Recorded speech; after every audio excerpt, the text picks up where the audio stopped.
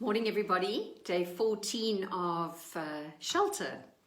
I don't know about your weather wherever you are in the world, but certainly in the Karoo this morning, it's a beautiful, warm morning.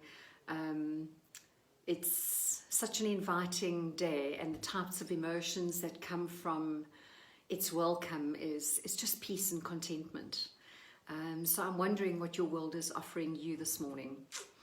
In terms of bringing you something to think about daily in your journey of becoming is in continuation of yesterday's conversation around recognizing patterns and working with what's going on for us in the area of triggers. And I would love for you to grab yourself a piece of paper and a pen, and I'd love you to do a bit of a brain dump on anything that you dislike intensely that people do to you or others. So the word hate is a very intense word, but I'm going to use it anyway. Even those things that you really hate people doing. And just immediately, what are the things that come to mind? Just jot them down. So just to get your thinking going, some of those areas could be around people lying to you, judging you, criticizing, being disrespectful, unkind, whatever that might be for you. So do a full brain dump, and I'm going to ask you to quickly pause this video, do your brain dump, and then come back because I'm going to continue. Great. So by now you should have a few items on a piece of paper that describe how you feel around areas that really that you dislike intensely about others doing to you. So what if I said to you that those very things that you have written on your piece of paper are the very things that you do to others? Shock, horror, no ways. There's not a chance that I do that. Okay? Remember, I don't know if I've said it in this series, but we test everything. I hope that by now, everything that I'm sharing with you on a daily basis, you're testing, because you have a mind of your own, and you have your own thoughts and feelings and congruence that should be giving you an intuition as to whether we're working with truth or not. And it's your responsibility to go and check that out for yourself. So we test everything. So how about I come and spend a month with you, and I go everywhere with you. I shadow you. I go to work with you. I stay in your family home with you. I visit friends with you. I'm with you when you are alone. And I get to watch and observe. And then I might even get to get some feedback from some of your friends and colleagues and family as to how they might experience you, because remember, it's their perception and it's their truth. And what might then come through. And I just want to share a story. I remember a person who was very dear to me, still is very dear to me, sitting in on one of my training. And when we did this brain dump on our triggers, she really did wax lyrical. She had probably a page full and probably could have filled another page. And when I said to her, how would you feel if I said that you do these very things to others?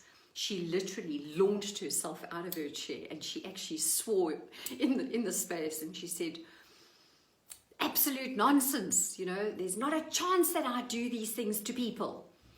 And I said to her, absolutely fine. I said, how about I come home and I spend time with you? And literally, within the space of like 3 seconds, she had gone from waxing lyrical to being absolutely irate and angry to slumping herself back down in her chair and saying, oh my gosh, I do these things to everybody. So I don't know where you are or what you're experiencing or feeling right now, but it is really a moment of almost being hit across the head with a 50-pound hammer. I don't know, I certainly felt like that when I first went through this process. And I really had to sit back and I remember on my list there was lying. I hate people lying to me. And when I had to look at this lying as something that was an attribute of mine, clearly a blind spot, I really had to take some cognizance about where that was coming from for me and where it was showing up. And I think this is a cue for us, is that it may not show up in the same way that it triggers you, but I can almost guarantee you it will show up somewhere. So let me give you an example. So lying was on my list. And immediately I thought, I'm not a liar. I don't lie. I love honesty. I stand for honesty. And I tried to make it practical, and I realized, actually, I do lie. There are many times that Jonathan will say to me, is that a new pair of shoes that you've got on? And I'll say to him, no, I've had them forever. Meantime, I bought them yesterday, threw the box away, and yes, beautiful new shoes. And it's not like I had to answer to him. It was my own money. It's not like I'm not allowed to buy shoes for myself. So what about that situation made me have the need and the necessity to lie? And I really had to think about that long and hard, and I realized that it went back to my childhood. So as an innocent little girl, I'd come into the house and I'd share with my dad something about my day, and inevitably I'd be in trouble. I'd either get a good hiding for it, or I would be wrapped along the knuckles for it, or what have you. So what I learned at a really early age was a protection mechanism, because remember, the brain is already busy with a neural pathway of how do I protect myself. And as a little girl, I learned that to lie protected me. I didn't get hidings. I didn't get wrapped along the knuckles anymore. So it was a practice. It was a way of me moving through life in a way that protected me in some way or another. I realized as I thought deeper about where else this might show up for me. I remember the one day going off to Worcester, and John had asked me to get some stopcocks for pipes. And when I got home, he said, babe, did you remember to bring the stopcocks? And in that moment, it was on the tip of my tongue to say, no, babe, they didn't have it in stock. And then I was mindful of this thing of lies that is something that I need to overcome. And I was able to stand in that moment, in the discomfort of the moment, feeling the guilt and the shame of not having remembered something important for him, to say to him, you know what, my sweetheart, I actually got so wrapped up in my own world today that I actually didn't even make it to Buco. And how that settled me almost instantaneously. Yes, feeling sad about not having followed through for something for him, but not carrying the guilt and the shame of having actually lied. So these are just some examples of how our triggers play out for us. And the truth is that many of our triggers are in fact our blind spots. So I'm going to leave you with that thought today. And if you're grappling with something around something that is on your list, and you are absolutely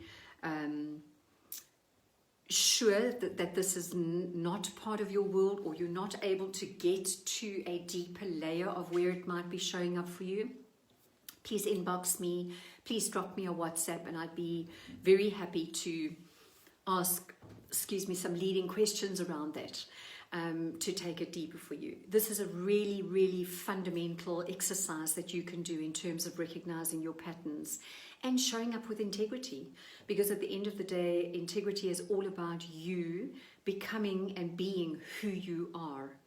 So I encourage you to dig a little deeper today. Enjoy.